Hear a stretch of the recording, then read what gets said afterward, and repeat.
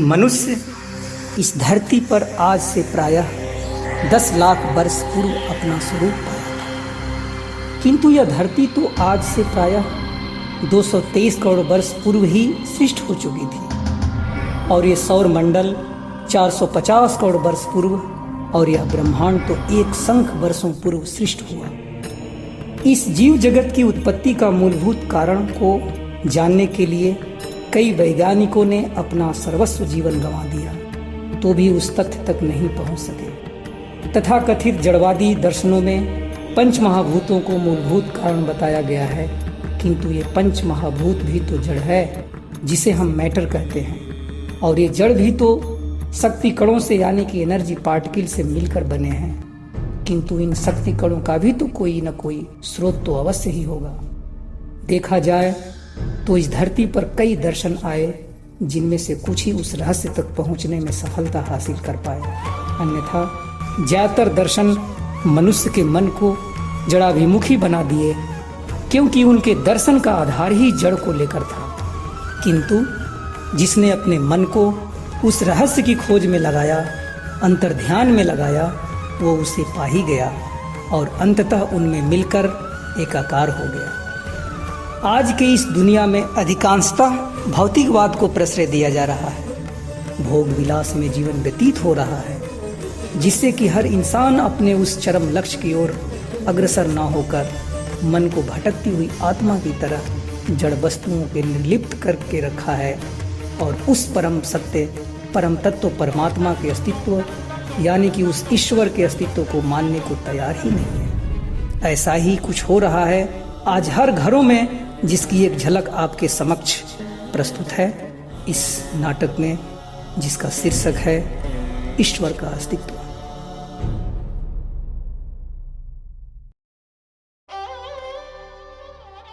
तुम चिंता मत करो दीदी, भगवान पर भरोसा रखो, जल्दी सब ठीक हो जाएगा। अरे पगली, मैं और चिंता, मुझे तो मेरे कृष्ण सामने खड़े होकर बुला रहे हैं।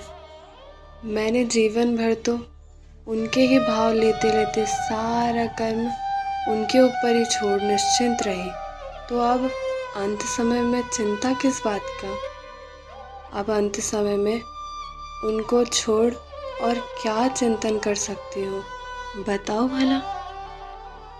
ये कैसी बातें कर रही हो दीदी? गोपाल कृष्ण अभी तुम्हें अपने पास कैसे बुलाएंगे? अभी तो तुम्हें अपनी बेटी को बड़ा कर, पालन पोषण कर एक अच्छा समाज सेवक बनाना है, ऐसा तो तुम्हें कहती थी ना दीदी। अरे पगली, जब गिरधारी बुलाते हैं तो किसी को कौन रोक सकता है। और मेरी बेटी की भी चिंता नहीं है मुझे, उसके लिए भी व्यवस्था उनने ही बना रखा है। ऐसी बातें मत करो दीदी, मुझे अच्छा नहीं लग रहा है। सच ही तो कह रही हूँ। जिनको जन्म दिया देवकी ने और पालन पोषण किया यशोदा ने, उसी प्रकार उनने यशोदा के रूप में तुम्हें मेरे पास भेजा है। बोलो द्योतना, तुम मेरी बेटी को वही गुण दोगी ना जो मैंने स्वप्न देखा था। हाँ दीदी, मैं तो आपके रहने पर भी उसका उतना ही ख्याल रखूँगी, पर अभी तो आप ये सब बातें मत सोचो। ठीक ही कहती हो द्योतना, अब मैं निश्चिंत हो जाती हूँ।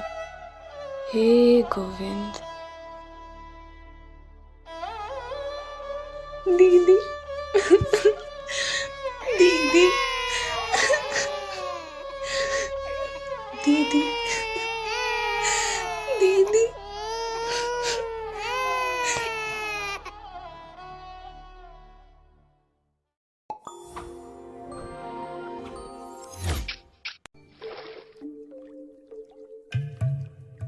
भक्ति भगवतो सेवा, भक्ति प्रेम स्वरूपिणी, भक्ति आनंद रूपाचा, भक्ति भक्तस्य जीवनम। अरे ओ द्योतना, इन बच्चे को कैसी कैसी लोरी सुनाती रहती हो, इनको कुछ पल्ले पड़ेगा? आज मोबाइल का जमाना है, मोबाइल में गाना लगा दो, बच्चे अपने आप सुनते सुनते सो जाते। आज का ये मोबाइल ही तो बचपन से ही हाथ में पकड़ाकर बच्चों को जड़वादी बना दे रहा है ना। मैं तो अपने बच्चों में गलत संस्कार आने नहीं दूंगी। और आप आज फिर से शराब पीकर आ गए? दोस्तों की पार्टी थी ना, थोड़ी पी ली। दोस्तों की पार्टी थी? क्या आप पार्टी दे रहे थे? अरे भाई, सबकी बारी आती है, सबका टर्न आता है। आज हम तो कल मेरा कोई और दोस्त, सब पिए आएंगे और पिलाएंगे। हद हो गई भाई, कहते हुए ये बातें अब आपको जरा भी हिचक नहीं होती? जैसे आप वैसे आपके दोस्त, क्यों पाल रखे हैं ऐसी दोस्ती? सेठ साहूकारों से कर्ज ले लेकर इतना तो कर्ज में पहले से ही डूबे हुए हैं। सेठ लोग घर पर आ आकर 4 बात सुनाकर जाते हैं। कैसे चुकाएंगे इतना सारा कर्ज? द्योतना, तुम इसका फिक्र मत करो। हम लोग सिर्फ शराब पीने के लिए थोड़ी ना इकट्ठा होते।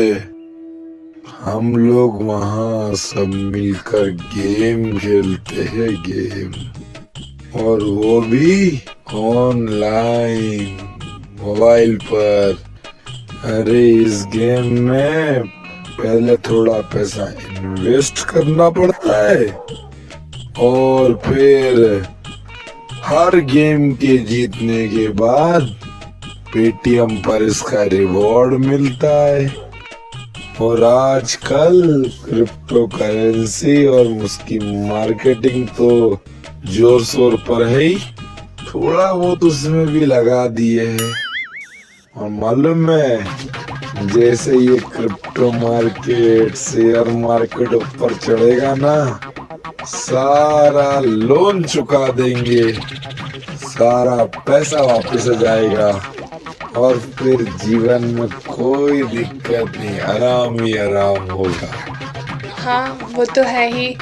आप चारवाक दर्शन के फॉलोअर जो हैं, पता नहीं क्या होगा समाज में ऐसे लोगों के कारण। सही बोला। हमारे महान चारवाक महाराज कहते हैं, यावत जीवेत सुखम जीवेत, ऋणम कृत्वा घृतम पिबेत, भस्मीभूतस्य देहस्य पुनरागमनम कुतः। अर्थात जब तक जियो खूब ऐसो आराम की जिंदगी जियो, यदि घी पीने के लिए ऋण भी क्यों ना लेना पड़े, ऋण लेकर भी घी पियो, यानी सुख से रहो। अरे इस नश्वर शरीर के भस्मीभूत होने के बाद दोबारा यह मौका मिलेगा कि नहीं, कौन जानता है। और मरने के बाद कौन पूछने आता है ऋण के बारे में। आपकी बुद्धि जड़वादी हो गई है, अब भगवान ही आपका कुछ कर सकते हैं।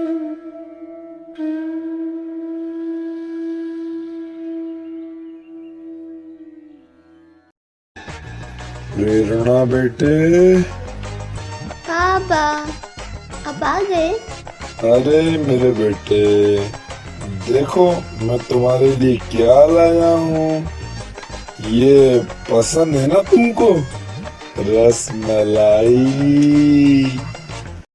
थैंक यू पापा, आप बहुत अच्छे हो। मम्मी तो कुछ दिलाती नहीं, बोलती है पैसे आएंगे तो दिलाएंगे, पर ऐसा दिन कभी आता ही नहीं। अरे श्रेया, तुम भी आओ इधर। ये देखो तुम्हारे लिए भी कुछ लाया हूँ, ये लो। तुमको लड्डू पसंद है ना? धन्यवाद पिताजी, पर मैंने अभी भोजन कर लिया है, थोड़ी देर बाद खा लूँगी। रहने दो पापा, ये ऐसे ही नाटक करती रहती है। माँ की लाडली है ना, मुझसे इन लोगों को जलन होता है। मेरी माँ लगता है मेरी माँ नहीं है, हर वक्त बस इसी की तारीफ करती रहती है। ऐसा लगता है मुझे रोड पर से उठा के लाए हो। श्रेया, आई माँ।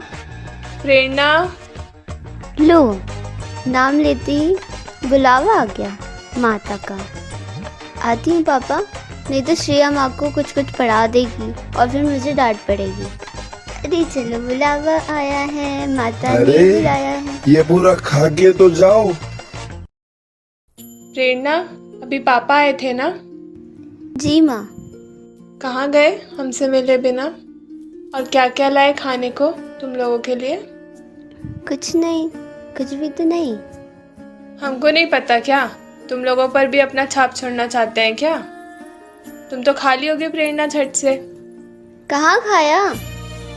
श्रेया तुम? माँ, मेरा पेट तो पहले से ही भरा है। हाँ, खाने की भी जरूरत नहीं है। जैसा खाओगे अन्न वैसा होगा मन। माँ, पिताजी को आप क्यों नहीं समझाती? अरे बेटा, तुम लोगों के जन्म के पूर्व से ही समझा रही हूँ इन्हें, पर मेरी बात समझ में आए तब तो।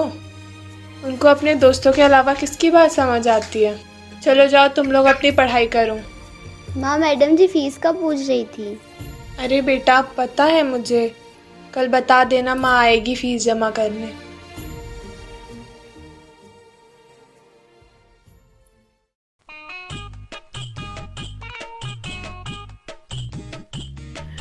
अरे प्रेरणा, कहाँ गई तुम्हारी प्यारी बहन भगवान की भक्त श्रेया? आई तो मेरे ही साथ गई होगी मैडम लोगों से मिलने जुलने। लो, आ गई पुजारन। ओम जय जगदीश हरे, स्वामी जय जगदीश हरे, भक्त जनों के संकट, भक्त जनों के संकट क्षण में दूर करे। ओम जय जगदीश हरे। वाह, आजकल बच्चे इतने भक्त कैसे बन गए भाई? ये क्लास है कि मंदिर? आरती गा रहे हो सबके सब। अभी हम तुम लोगों की आरती उतारते हैं और क्षण भर में तुम्हारे संकट दूर हो जाएंगे। रुको, लाओ तो ज़रा संकट हरण महाराज को। लीजिए मैडम। चलो रिंकी, खड़ी हो जाओ तो। बताओ तो, कार्बोहाइड्रेट को डाइजेस्ट करने के लिए कौन सा एंजाइम की ज़रूरत है? मैडम जी, शुगर केन। वाह बेटे, क्वेश्चन नहीं समझ आया क्या? 4th 5th में पढ़ते हो, 8th में आ गए। इतना अकल नहीं है। चलो सोनिया, तुम बताओ। मैडम जी, कल याद नहीं कर पाए, घर पे लाइट नहीं थी। अभी जो आरती गा रही थी उसमें तो आपका आवाज़ शुद्ध शुद्ध आ रहा था, और पढ़ाई के समय लाइट गुल हो जाता है। मंदिर पर पूजा करवाने के लिए रखवा दे आपको। शांत हो जाओ सब। बहुत हंसी आ रही है ना? आएगी बारी सबकी, देखते हैं कितना बताते हैं। चलो निशा, तुम बताओ, लीवर से क्या सीक्रेट होता है? मैडम जी, एंजाइम। अरे भाई, कौन सा एंजाइम? वही तो पूछ रहे हैं। याद करते नहीं, बस हल्ला करा लो इन लोगों से। काव्या, तुम बताओ तो, स्टमक में कौन सा एंजाइम भूख लगाता है? मैडम जी, एंजाइम का तो नहीं पता, पर जब पेट में चूहे कूदने लग जाते हैं तो भूख लग जाती है। ए, साइलेंस। अरे, भूख लगती है तो खाना खाती है या हवा पीती है? और भी सूखती जा रही है। Keep quiet। वाह बेटा, ये मुहावरों की क्लास चल रही है क्या? दिव्या, तुम बताओ, हमारे बकल कैविटी में कितने तीत होते हैं और कौन कौन से? मैडम जी, इसको गिन लीजिए। वाह बेटा, हम गिनेंगे ना तो सारे दांत झड़ जाएंगे। अच्छा बताओ प्रिया, सलाइवा कहाँ से सेक्रेट होता है?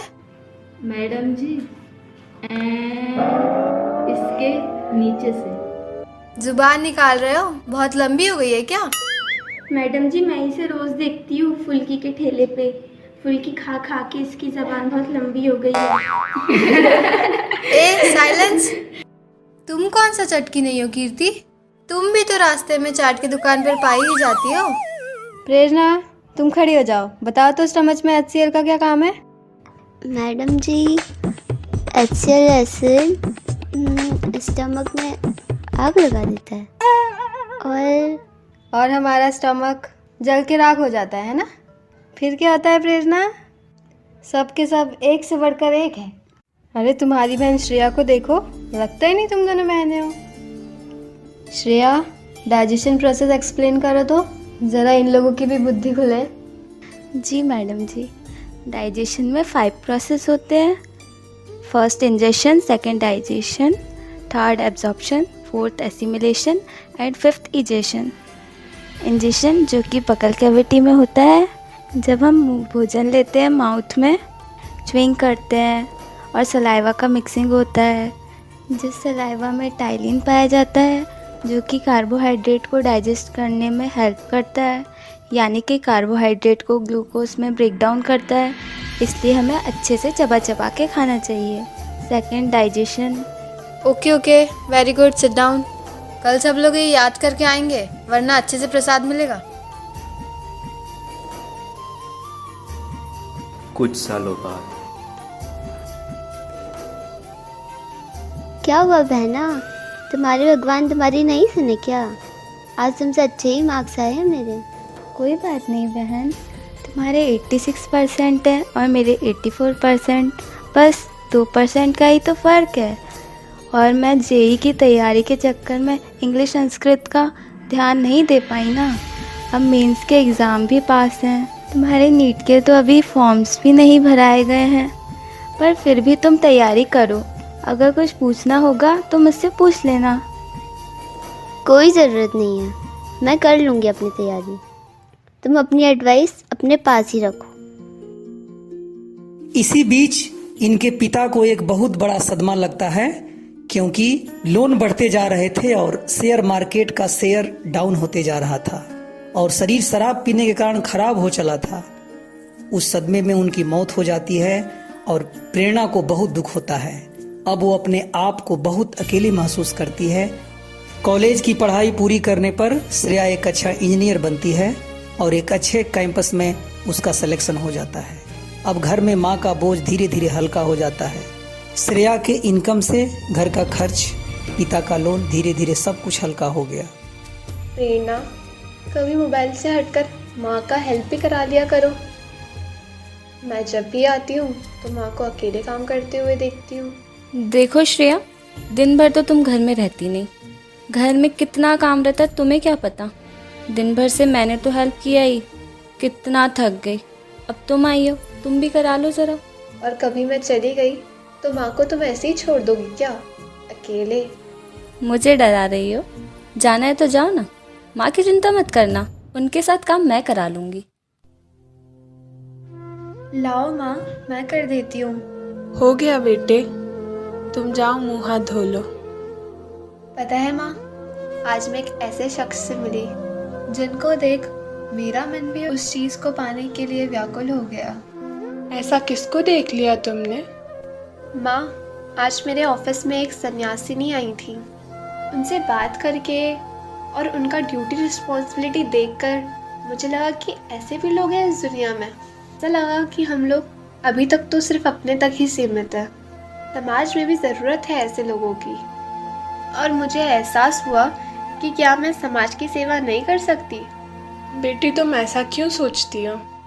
तुमको तो मैंने इसी दिन के लिए तैयार किया था। अगर समाज सेवा के लिए तुम एक अच्छी सन्यासिनी भी बनने के लिए तैयार हो तो मैं तुम्हें रोकूंगी? ऐसा तुमने सोचा भी तो ये तुम्हारी भूल है। एक माँ को अपने बेटा बेटी को भगत सिंह, सुभाष चंद्र बोस की तरह त्यागी बलिदानी बनते देख क्यों नहीं खुशी होगी? लेकिन माँ, तुम्हारी आंखों में आंसू। अरे पगली, ये तो खुशी के आंसू हैं। आज मैं तुमको तुम्हारा सच बताना चाहती हूँ। क्या माँ? तुम्हारी माँ यानी कि मेरी दीदी का यही तो सपना था। वो तो तुम्हारे बचपन में तुम्हें मुझे सौंप के चली गई और तुम्हें एक समाज सेवक के रूप में तैयार करने को कहा। आज अगर वो होती तो कितना खुश होती, पता है तुम्हें? माँ, मेरा हाल तो कृष्ण जैसा कर दिया भगवान ने। अब सचमुच में यशोदा माँ है माँ। पर माँ, मैं आपके आज्ञा के बिना कहीं नहीं जाऊंगी। जाओ बेटी, मेरा आशीर्वाद हमेशा तुम्हारे साथ रहेगा। पर माँ, तुम्हारा ध्यान कौन रखेगा? और प्रेरणा भी अभी जॉब नहीं कर रही है। मेरी चिंता मत करो बेटी, मेरे लिए तो मेरे गोपाल कृष्ण ने हर समय व्यवस्था बना ही दी है। घर की सारी जिम्मेदारियां तो लगभग पूरी हो ही चुकी हैं और तुम दोनों की पढ़ाई भी पूरी ही हो चुकी है और सारा लोन भी चुकता हो गया है। और रही बात प्रेरणा की, तो तुम्हारे जाने के बाद उसको भी अपनी जिम्मेदारी समझ आ जाएगी और तुमको एक अच्छा समाज सेवक बनता देख मेरा मन कितना प्रसन्न होगा, उसको मैं शायद व्यक्त भी ना कर पाऊँ। ठीक है माँ, जब आप खुश हो तो मैं अवश्य जाऊँगी। ये कुछ पैसे और बैंक की डिटेल्स आप अपने पास रख लो माँ, आपको शायद कुछ काम आ जाए। अपना ख्याल रखना माँ, और प्रेरणा को मेरा प्यार देना। माँ का आशीर्वाद लेकर श्रेया सब कुछ त्याग कर निकल पड़ती है सन्यासिनी बनने। अब प्रेरणा को उसकी बहन की कमी महसूस होने लगी। माँ, श्रेया कहाँ चली गई सुबह सुबह? मुझे उससे कुछ बात करनी थी। वो तो गई जहाँ उसका प्रारब्ध उसे लेकर गया, और जब बात करनी थी तब तो तुमने की नहीं, अब क्या पूछना? क्या मतलब? मैं कुछ समझी नहीं। आ जाएगा समझ एक दिन। वो चली गई सन्यासिनी बनने। तो क्या सच में श्रेया हम लोग को छोड़कर चली गई? मैंने तो बस मजाक किया था। छोड़कर जाने का जब उसने कहा था तो आज मेरा भी मन नहीं कर रहा जाने को, पर जाना तो पड़ेगा। अब आपको कहाँ जाना है? काम पर, और कहाँ। अगर मन ठीक नहीं है तो मत जाओ ना। घर बैठने से क्या घर का खर्च चल जाएगा? आज रहने दो, आज थोड़ा आराम कर लो। नहीं बेटा, आज ही तो ज़रूरी है। ठीक है, ध्यान रखना, मैं जा रही हूँ। माँ जब काम करने जा रही थी कि उसका एक कार से टक्कर हो जाती है और बुरी तरह एक्सीडेंट हो जाता है। लोगों ने उसे हॉस्पिटल में एडमिट किया। ये खबर जब प्रेरणा को मिली तो प्रेरणा दौड़ते हुए वहाँ पहुँचती है। मैम दूसरा सरकार। Wait a minute, ICU ward, bed number 10। Thanks ma'am. रुकिए, कहाँ जा रही है? मुझे अंदर जाने दीजिए प्लीज। ये ICU वार्ड है, अंदर नहीं जा सकते ऐसे। आपका कोई एडमिट है क्या? What happen? डॉक्टर मेरी माँ एडमिट है। ओह, ये आपकी माँ है? अभी इनकी हालत बहुत सीरियस है, ब्लड भी बहुत लॉस हुआ है और इनका ब्लड ग्रुप भी O नेगेटिव है। इस ग्रुप का ब्लड तो हमारे ब्लड बैंक में अभी अवेलेबल भी नहीं है। ये तो भगवान का शुक्र मनाइए कि वक्त पर लोगों ने यहाँ पर इनको एडमिट करा दिया, नहीं तो इनका बच पाना बहुत मुश्किल था। अभी भी कुछ कहा नहीं जा सकता है। डॉक्टर, चाहे आप मेरा ब्लड ले लीजिए पर मेरी माँ को बचा लीजिए। आप अगर ब्लड दे सकती हैं तो अच्छी बात है, लेकिन ज़्यादा से ज़्यादा सिर्फ 2 यूनिट ही आपका ब्लड निकाल पाएंगे, तब भी इन्हें ब्लड की रिक्वायरमेंट रहेगी। तब तक आप अपना ब्लड कलेक्ट करवाइए, देखते हैं।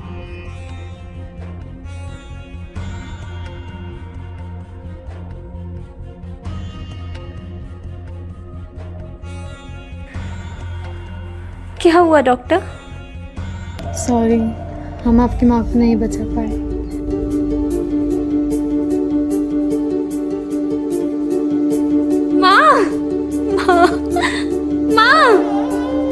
माँ, तुम मुझे छोड़ के क्यों चली गई माँ? मेरा इस दुनिया में तुम्हारे सिवा और कौन है माँ?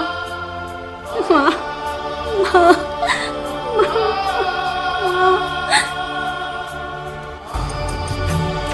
हे ईश्वर, आज तक मैंने तुम्हारे अस्तित्व को ठुकराया है और आज भी ठुकराऊंगी। अगर तुम्हारा अस्तित्व है तो तुम्हें मेरे प्रश्नों का उत्तर देने आना पड़ेगा। तुमने ऐसा क्यों किया? क्यों किया तुमने? मेरी माँ तो तुम्हारी परम भक्त थी ना, तो उनके साथ ऐसा क्यों? उनकी जगह मुझे इस हादसे का शिकार बना लेते। उनकी ये हालत तुमने क्यों की? मुझे जवाब दो, मुझे उत्तर चाहिए। नहीं तो मैं ये पूरी दुनिया को बता दूंगी, ये ईश्वर सिर्फ एक भ्रम है, सिर्फ एक भ्रम। तुम्हारा कोई अस्तित्व ही नहीं है, नहीं है तुम्हारा अस्तित्व।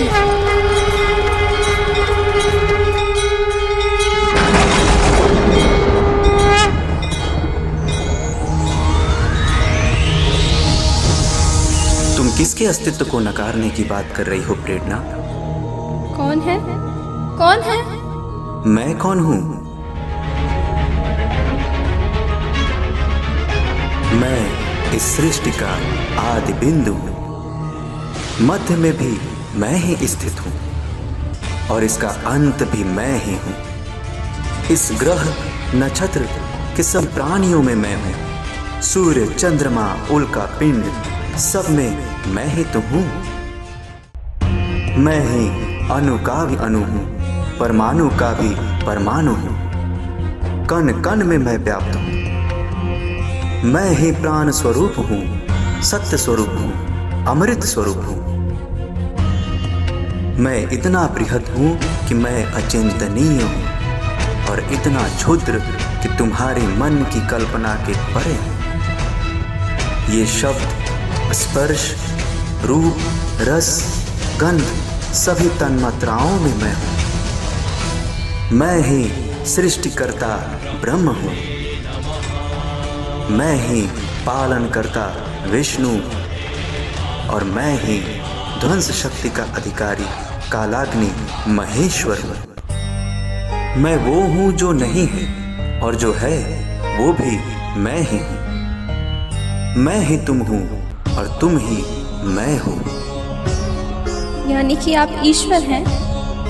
मैं ये कैसे कह सकता हूं प्रेरणा, क्योंकि तुमने तो ईश्वर के अस्तित्व को माना ही नहीं। तुमने अपने अंतर मन की उस परम ज्योतिष्मान सत्ता को पहचाना ही नहीं, और तुम पहचान भी कैसे सकते हो? मैं क्यों नहीं पहचान सकती? क्योंकि अचिंत्यम अव्यक्तम अनंत रूपम शिवम प्रशांतम अमृतम ब्रह्म योनिम तथा आदि मध्य अंत विहीनमेकम विभुम चिदानंदम रूपम अद्भुतम। मैं अचिंत्य हूँ, कारण तुम्हारे अनुमन की चिंता भूमि के बाहर हूँ। साथ ही मैं अव्यक्त भी हूँ, क्योंकि मुझे तन्मात्राओं द्वारा इंद्रियां ग्रहण नहीं कर सकती। मेरा न आदि है, न मध्य है और ना ही अंत है। मैं अनंत हूँ और मैं अरूप भी हूँ, क्योंकि अनंत को कौन रूप दे सकता है? किंतु फिर भी इस परिदृश्यमान जगत के अनंत संख्यक रूप मेरे ही मानसिक विकास मात्र है। ये श्रेष्ठ जगत मेरा ही संकल्प है। मैं ही समस्त वस्तुओं का मूल कारण हूँ। सब कुछ में मैं हूँ। मेरा मैंपन जगत में परिव्याप्त है। सारी आत्मविद्या और सारी समस्याओं का अनुसंधान कर देखोगे कि उनके मूल में केवल मैं ही स्थित हूँ। तुमको बुद्धि देकर, शक्ति देकर मैं स्वयं तुमसे साधना करा लेता हूँ। तुम मेरी इच्छा धारा में अपने को आत्मसमर्पण कर दो। अहंकार का बोझ त्याग कर तथा जीवन का भार हल्का कर मेरी धारा में अपने को प्रवाहित कर दो, तब जाकर तुम मुझे पहचान सकोगे। हे ज्योति स्वरूप सत्ता, आप जो कुछ भी हैं मैं नहीं समझ पा रही हूँ, पर मुझे इतना आभास जरूर हो रहा है कि आप ही ईश्वर हैं। कृपया आप अपने मनुष्य रूप में आकर मेरे संकट का समाधान दें।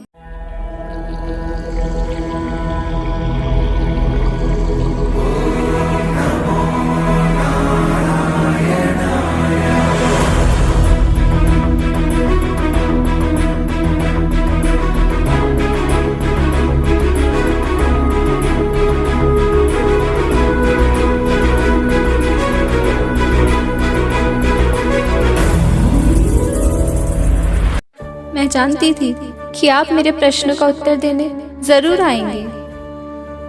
हे नारायण, मेरे पिता भी मुझे छोड़कर चले गए, मेरी बहन ने भी मेरा साथ छोड़ दिया और अब मेरी माँ भी। ऐसा क्यों प्रभु, ऐसा क्यों? अब मेरा कौन है इस दुनिया में? जो विधि का विधान है उसे तो होना ही है। यह तो प्रकृति का नियम है। यह आगच्छति सह गच्छति। जो भी इस जगत में आया है, जिसकी भी उत्पत्ति उस चैतन्य से हुई है, उसे एक न एक दिन उसी में जाकर मिलना ही है। इस परिवर्तनशील जगत का कुछ भी स्थायी नहीं है, बल्कि अस्थायी है। तुम्हारे माता का वर्तमान जीवन तो धर्म कार्य के लिए सज्ज रहा, जिससे इसी जीवन में उनके सारे संस्कारों का क्षय हो गया और इसी जीवन में उन्होंने आध्यात्मिक अनुशीलन की सहायता से मोक्ष को प्राप्त किया। मेरी बहन मुझे और माँ को छोड़कर सन्यासिनी बनने क्यों चली गई? उसकी पढ़ाई लिखाई का क्या महत्व रहा? उसके पढ़ाई लिखाई का मान अब तो और बढ़ गया। कल तक जो वो अपनी शिक्षा का उपयोग सिर्फ अपने लिए करती रही, अब वो उसे पूरे समाज कल्याण में लगाने को प्रस्तुत है। समाज की गति में अब वो द्रुति लाने के लिए नायिका रूप में अग्रसर है। और मेरे पिता, वो क्यों मुझे छोड़कर चले गए? तुम्हारे पिता इस जीवन को नश्वर एवं जड़ वस्तुओं के भोग में लगाकर अपने जीवन के चरम लक्ष्य से दूर होते गए। ऐसा नहीं कि उन्हें कोई मौका नहीं मिला, उन्हें कई मौके दिए गए आगे बढ़ने के, जीवन को सही पथ पर लाने के लिए, पर उन्होंने सारे मौके गवा दिए और अब ऋणात्मक प्रतिसंचर धारा में बहकर जगत के जड़ वस्तुओं में अपना स्वरूप को पाए हैं। अब मेरा क्या होगा? मैं क्या करूं? अब तुम्हें भी एक अच्छा अवसर मिला है परमात्मा की ओर बढ़ने का। तुम उस अवसर को गंवाए बिना आध्यात्मिक अनुशीलन के पथ पर अग्रसर हो, समाज की सेवा करो। चूंकि इस जगत के हर प्राणी में नारायण ही स्थित है, इसी भाव को लेकर अगर तुम सेवा में रत रहोगे, आध्यात्मिक अनुशीलन में रत रहोगे, तो एक दिन तुम स्वयं चलकर अपने उस चरम लक्ष्य को पा जाओगे। आप ठीक ही कहते हैं भगवान। अब से मैं भी अपनी शिक्षा का उपयोग जन कल्याण के लिए करूंगी। मुझे मेरे प्रश्नों के उत्तर मिल गए। मैं आपको कैसे धन्यवाद दूं? मेरे पास इसके लिए कोई अभिव्यक्ति ही नहीं है। मुझे आशीर्वाद दे प्रभु। मुझे मेरे कर्तव्यों का वहन करने में मेरी सहायता करें। मेरा आशीर्वाद तो हमेशा सबों के साथ है। हे प्रेरणा, समस्त मानव जाति के लिए तुम एक प्रेरणा का स्रोत बनो, पथ प्रदर्शक बनो। मेरा आह्वान समस्त मनुष्यों तक पहुंचाकर उनको कल्याण पथ पर अग्रसर होने में सहायता कर, तब जाकर तुम मुझे जान पाओगे। हे नारायण, समस्त मनुष्यों के लिए आपका क्या आह्वान है प्रभु? हे मनुष्य, तुम भाग्यवान हो। तुम्हारे पास बृहद का आह्वान आया है। केवल आह्वान ही नहीं आया है, तुम श्रवण भी कर रहे हो। तुम्हारी सत्ता की अणु परमाणु में वही आह्वान स्पंदित हो रहा है। अब क्या तुम जड़ तुल्य होकर घर के कोने में पड़े रहोगे?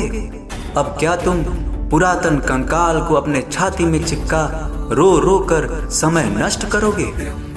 परम पुरुष तुम्हें पुकार रहे हैं समुद्र की गर्जन में, मेघ की हुंकार, विद्युत की गति में उल्का की अनल ज्वाला।